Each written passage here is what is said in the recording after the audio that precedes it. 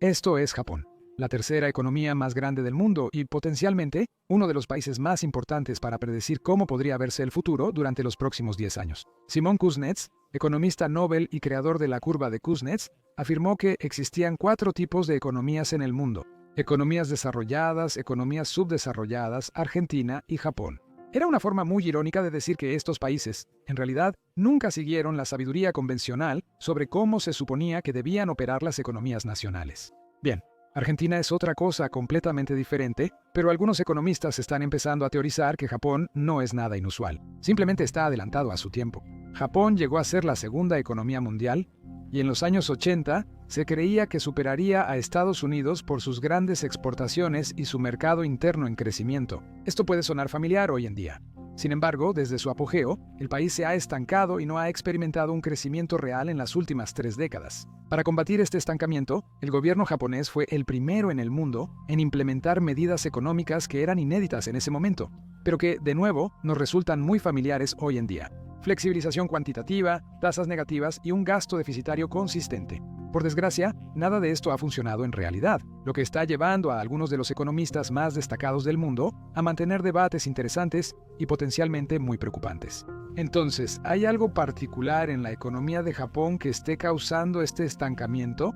¿O ha llegado finalmente el momento de admitir que el crecimiento infinito en un mundo finito no es sostenible para ninguna economía? Finalmente, si Japón está a la vanguardia, ¿qué enseñanzas dejan sus últimas 3 décadas respecto a estancamiento económico, inflación e intervención gubernamental? Claro, después de hacer eso, podemos agregar a Japón, la tercera economía más grande, a la tabla nacional de economía explicada.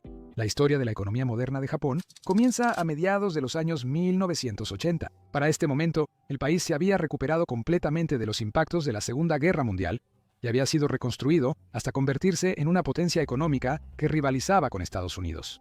Estaba fabricando de todo, desde autos baratos y confiables hasta electrónica de última generación. Esto fue posible gracias a un nuevo impulso global hacia el libre comercio, lo que significó que la nación insular, escasa de recursos, pudiera centrarse en la manufactura de alta calidad mientras dependía de otros países para las materias primas, los alimentos y cualquier otra cosa difícil de producir dentro de Japón.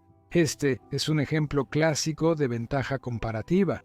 Países como Estados Unidos destacan en agricultura, pero no en fabricar productos electrónicos de consumo. Países como Japón eran muy buenos fabricando productos electrónicos de consumo, pero no eran buenos en producción agrícola. Si ambos países se enfocan en lo que hacen bien y comercian, habría más alimentos y electrónica para todos, win-win. Los tiempos eran buenos, y el crecimiento sostenido de 2 dígitos significaba que la mayoría de los ciudadanos japoneses habían visto mejorar significativamente su calidad de vida a lo largo de sus carreras laborales. Pero por supuesto, esto no duró para siempre. Estados Unidos empezaba a preocuparse de que su propia manufactura nacional estaba siendo superada por países como Alemania Occidental y Japón, especialmente en la industria automotriz, que seguía siendo un gran empleador para todas estas naciones. Normalmente, esto se habría resuelto con restricciones comerciales. Si se aplicaran aranceles a autos japoneses y videograbadoras, los productos estadounidenses serían competitivos de nuevo. Aunque esto está lejos de solucionar el problema. Si Estados Unidos hubiese restringido el comercio con Japón, Japón respondería del mismo modo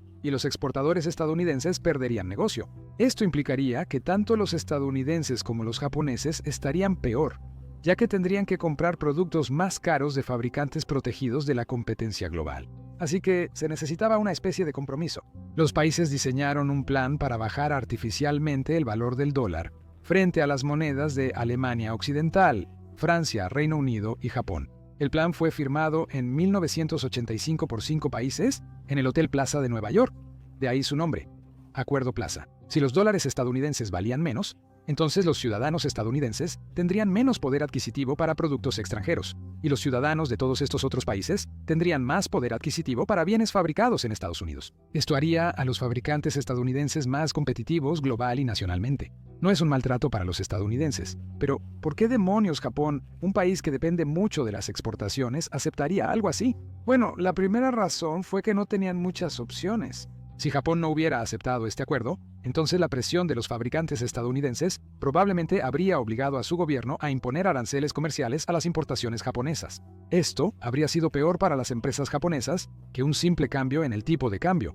También habría sido peor para Japón en su conjunto. Cierto, exportaba más a Estados Unidos que lo que importaba, pero Estados Unidos solo dependía de Japón para autos baratos y sistemas de cine en casa elegantes. Japón, al contrario, dependía de Estados Unidos para conseguir alimentos y materias primas para fabricar sus productos de exportación. El Acuerdo Plaza fue visto como beneficioso para todos. Estados Unidos logró manufactura más competitiva y Japón logró que fuera más barato.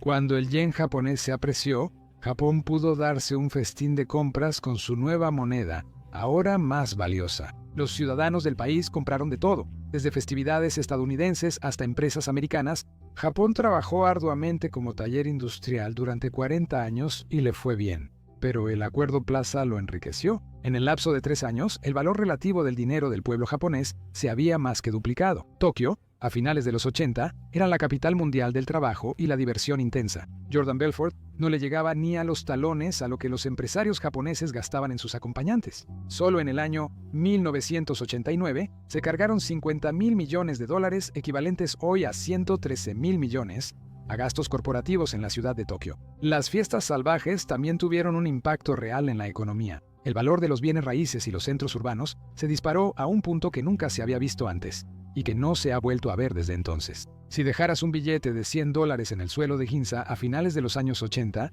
el pedazo de suelo que cubría ese billete valdría más que el propio billete. Recuerda, esto fue en 1989.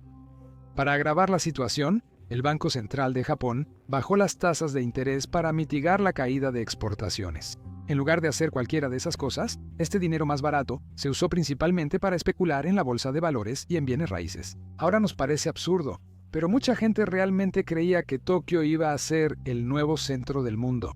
Y si algunas cosas hubieran sido diferentes, tal vez no se habrían equivocado. Pero lamentablemente, como quizá ya sepas, el auge de los 80 no duró para siempre. En lugar de eso, dio inicio a una etapa de estancamiento. El colapso del mercado inmobiliario y de valores en los años 90 dejó a Japón en una situación muy difícil. Los bancos corrían el riesgo de que las personas dejaran de pagar sus casas, que valían solo una fracción del precio de la hipoteca. El problema también afectaba a las empresas que operaban en Japón. La gente acababa de ver cómo su patrimonio neto se evaporaba de la noche a la mañana, y en muchos casos, todavía les quedaban las aplastantes deudas que se habían usado para alimentar la extravagancia anterior. La cultura del consumidor cambió de extravagancia a frugalidad, causando una caída enorme en el gasto. Al bajar la demanda de bienes, sus precios también caían. La reducción en el nivel general de precios de bienes y servicios se llama deflación. Parece positivo, pero la mayoría de los economistas teme más a la deflación que a la inflación. Y Japón pronto descubriría por qué. Al bajar los precios, las empresas obtenían menos ganancias. La reducción en las ventas obligó a que las empresas pospusieran los aumentos salariales o realizasen recortes de personal, reduciendo así los ingresos de las familias. La reducción de los ingresos de los hogares significaba que la gente tenía menos dinero para comprar cosas, lo que reducía la demanda y, a su vez, bajaba los precios. Es un círculo vicioso muy difícil de combatir. Para empeorar, al subir el valor relativo del yen, también aumentaban las deudas en esa moneda. Si pediste un préstamo de $1 millón para comprar una casa, y luego entra la deflación haciendo que ese $1 millón valga el doble de lo que valía antes, entonces vas a tener serios problemas para hacer esos pagos. El Banco Central japonés intentó combatir esto bajando las tasas de interés, pero tuvo muy poco efecto. Los economistas llaman a la década de 1990 en Japón la década perdida, aunque las dos siguientes tampoco fueron mucho mejores. Para los años 2000, Japón ya se había recuperado algo de la resaca de deuda, pero luego enfrentó una nueva presión a la baja. China. Japón fue durante mucho tiempo el destino principal para la manufactura barata, incluso tras el Acuerdo Plaza y la desaceleración de los 90. Pero a medida que China se abrió al comercio global, Japón se dio cuenta rápidamente de que ya no podía competir en precio o cantidad en los mercados internacionales. Fue más o menos en esa época cuando Japón notó que su población joven y productiva de los 80 envejecía y se jubilaba. Esto recargó a los trabajadores jóvenes y programas sociales para cuidar a quienes ya no aportaban a la economía que los sostenía. El envejecimiento poblacional no es solo un problema de Japón. La mayoría de los países avanzados tienen tasas de natalidad menores a 2 hijos por mujer, por lo que sus poblaciones envejecen más y más. Dicho esto, este problema es todavía más pronunciado en Japón. Esto se debe a que los japoneses viven mucho y también a la resistencia cultural a depender de la inmigración para rejuvenecer la fuerza laboral, algo que sí es común en otras economías avanzadas. Durante este periodo, el Banco Central japonés redujo una y otra vez las tasas de interés para combatir estos problemas y dinamizar la economía. Pero desafortunadamente, tuvo muy poco impacto. Ante esto, el Banco Central empezó a actuar casi con desesperación, probando toda clase de estrategias para reactivar la economía y hacer que la inflación volviera al lado positivo. La herramienta más poderosa que tenían en su arsenal era la flexibilización cuantitativa, un término con el que hoy estamos muy familiarizados, pero que se consideraba muy radical cuando Japón lo utilizó por primera vez. La flexibilización cuantitativa es cuando un banco central crea dinero para comprar activos en el mercado abierto. Normalmente, estos son bonos del gobierno. Pero en el caso de Japón, el Banco Central se lanzó a comprar prácticamente cualquier cosa que pudiera conseguir: bonos gubernamentales, corporativos e incluso acciones. Actualmente, el Banco Central japonés es el principal tenedor individual de acciones corporativas japonesas. La idea de este plan es que pone dinero directamente en manos de quien está vendiendo estos activos. Si el banco compra bonos del gobierno, le da dinero para construir carreteras o invertir en programas sociales. Si el banco compra bonos corporativos, financia a las empresas para construir fábricas y oficinas. Y si el banco compra acciones, básicamente estaría entregando dinero directamente a la gente para que lo gaste en la propia economía. Entonces, ¿por qué no funcionó? Aunque Japón tuvo bajas tasas de interés y fuerte flexibilización cuantitativa en las últimas 2 décadas, la inflación se mantuvo muy baja, cerca de cero.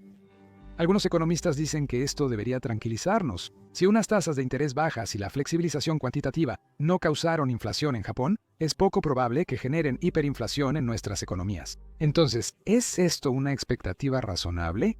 ¿O Japón es especial? Existen razones para pensar que la situación de Japón podría diferir de lo vivido en otras partes del mundo. La primera es el periodo de tiempo. Estados Unidos ha aplicado una fuerte flexibilización cuantitativa en los últimos 2 años, no en las últimas 3 décadas. Distribuir inyecciones de efectivo da más tiempo a los participantes económicos para reaccionar. Duplicar la oferta monetaria en 20 años probablemente no sea un gran problema. Duplicar la oferta monetaria en 2 años podría serlo. La segunda gran diferencia es la oferta en la economía. Salvo por el envejecimiento poblacional, la capacidad productiva de Japón hoy no difiere mucho de la de hace 30 años. Si hay $5 y 5 panes en una economía, cada pan vale $1. Si la economía de repente tiene 100 panes y $100, entonces cada uno de esos panes debería seguir costando $1. Claro, esto no considera factores como la elasticidad de la demanda de pan, productos competidores y la tolerancia al gluten, pero captas la idea principal. Si suben la oferta monetaria y la agregada, no hay motivo para esperar que aumenten los precios. Sin embargo, en la mayoría de los países, la oferta ha sido fuertemente afectada hoy en día. Las listas de espera y los estantes vacíos en las tiendas son cosas con las que ya nos estamos acostumbrando demasiado. La tercera gran razón es algo mucho más difícil de abordar para los economistas: la cultura profesional y de consumo de Japón. En Japón, es un gran tabú pedir un aumento de sueldo, y con una fuerza laboral envejecida, es difícil ascender o cambiar de trabajo, ya que la escalera corporativa está ocupada por empleados que llevan trabajando en ellas décadas. Esto significa que los ingresos disponibles se han mantenido casi totalmente estancados desde los años 90. Compáralo con Estados Unidos, donde los trabajadores son mucho más activos al exigir aumentos, ascensos y nuevas oportunidades laborales, y puedes ver que el ingreso personal disponible ha aumentado drásticamente en el mismo periodo. La irregularidad del gráfico se debe a que Japón recopila datos trimestralmente, por lo que varían en vacaciones y periodos de bonificaciones. Estados Unidos recopila datos anualmente, por lo que estos picos se suavizan. Por otro lado, los consumidores japoneses son extremadamente cuidadosos con lo que gastan y exigen que los precios se mantengan estables. Las empresas japonesas son conocidas por realizar anuncios públicos para disculparse formalmente por subir sus precios, aunque sea solo 10 yenes, el equivalente a unos 10 centavos. El mismo enfoque prudente en finanzas también aplica a las empresas. Cuando las empresas estadounidenses reciben una gran inyección de efectivo, lo primero en lo que piensan es en cómo pueden reinvertirlo en el negocio. En cambio, las empresas japonesas históricamente han preferido simplemente devolver ese dinero a sus inversionistas, lo cual debe ser realmente molesto para el Banco Central japonés, considerando que son los mayores inversionistas de esas empresas y están haciendo un gran esfuerzo por darles efectivo. Irónicamente, la expectativa de inflación puede causar inflación. Si la gente espera que los precios y salarios suban, aceptará precios más altos y pedirá aumentos anuales. Sin esa expectativa, se molestarán por el alza de precios y aceptarán salarios estancados. La economía de Japón es infinitamente compleja y hay una buena razón por la que fue uno de los primeros países que traté en este canal. Por eso, Incluso los mejores economistas del mundo están desconcertados por su comportamiento. Japón demuestra que imprimir dinero no siempre causa inflación y podemos aprender mucho de ello. Pero también tenemos que respetar sus diferencias tanto como sacamos conclusiones de sus similitudes. Bien, es momento de incluir a Japón, la tercera economía más grande del mundo, en la clasificación nacional de economía explicada. Empezando como siempre con el tamaño.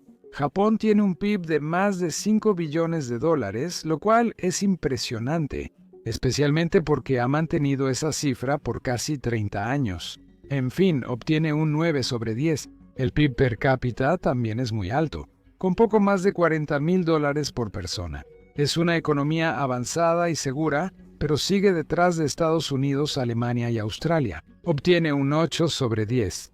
El crecimiento ha sido muy pobre. La economía del país no ha crecido de forma constante desde los 90. La buena noticia es que no está retrocediendo, así que obtiene un 2 sobre 10. La estabilidad y la confianza son muy fuertes. Es una nación estable, democrática y diversificada, con una moneda fuerte y buenas relaciones internacionales. Obtiene un 9 sobre 10. Finalmente, la industria. ¿Qué se puede decir? Hace de todo, desde autos de primer nivel hasta franquicias de medios que valen una fortuna. Japón se lleva, sin esfuerzo, un 10 sobre 10. Japón obtiene una puntuación promedio de 7.6 sobre 10 y ocupa el segundo lugar en la tabla nacional de Economics Explained. Bien hecho, Japón.